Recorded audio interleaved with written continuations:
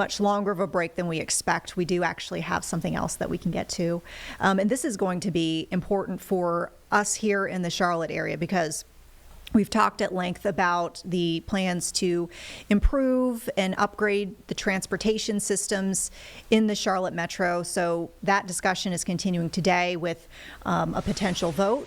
And our Julie Kay has been following this story from the very beginning here, as it's kind of wound its way through all of the channels that it had to. And now we're up to this point where, Julie, folks are going to eventually vote on this 1 cent sales tax. And this would pave the way potentially for a slew of projects. But first, leaders, right, have to discuss what sort of projects these will specifically fund, right?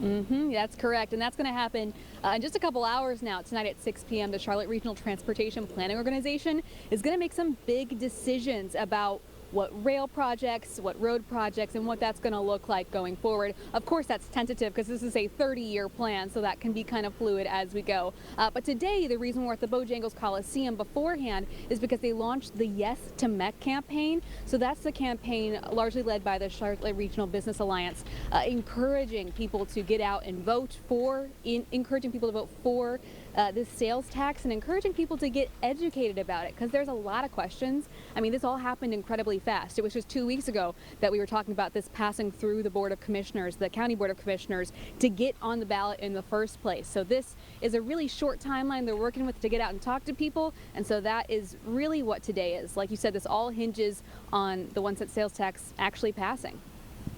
I'm curious, obviously there's been a lot of public input up until this point, just in general, about transit and transportation here in Charlotte.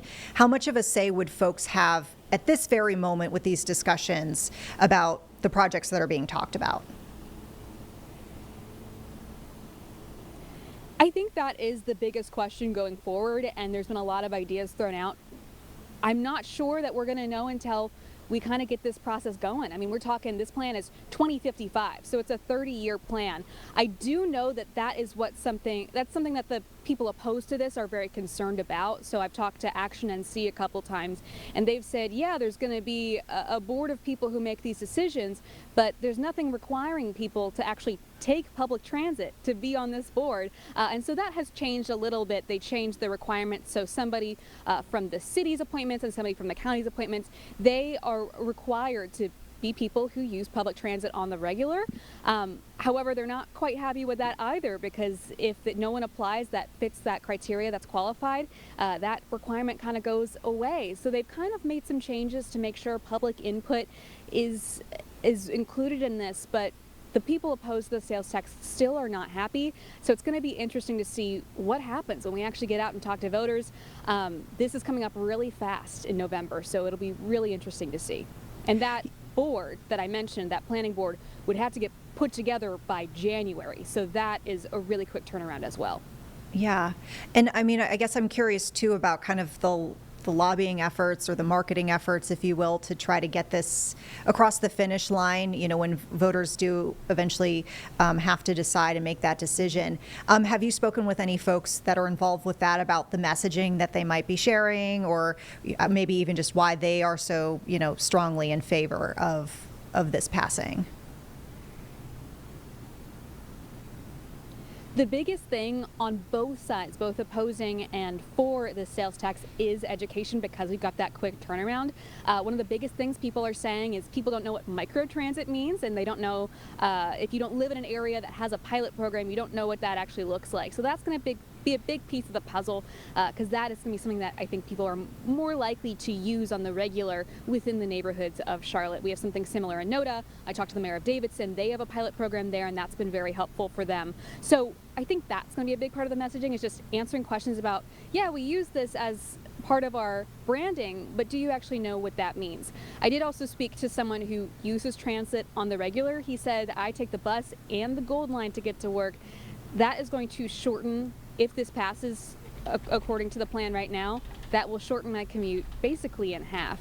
And so I think that's a big part of it too, is using people in this messaging that actually take public transit, a lot of speakers today, a lot of leaders. Mayor Vi Lyles was there, of course, Charlotte Regional Business Alliance, but they also had multiple speakers who are just people who take transit. And I think that's the biggest piece of the puzzle here for both sides. Yeah, and I mean, I see that you're talking to a lot of different, figures and players in this dialogue. I'm kind of curious.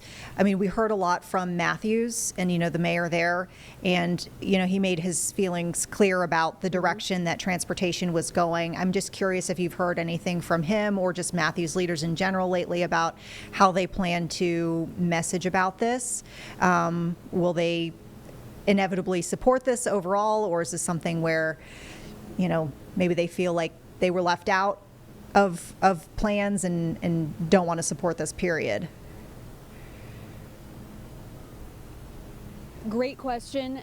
And I think that though we won't hear any signs of support from Matthews leaders, I do think that that's kind of, they're past that in terms of they've tried everything they can to get attention from the state legislature, to get attention from city and county government.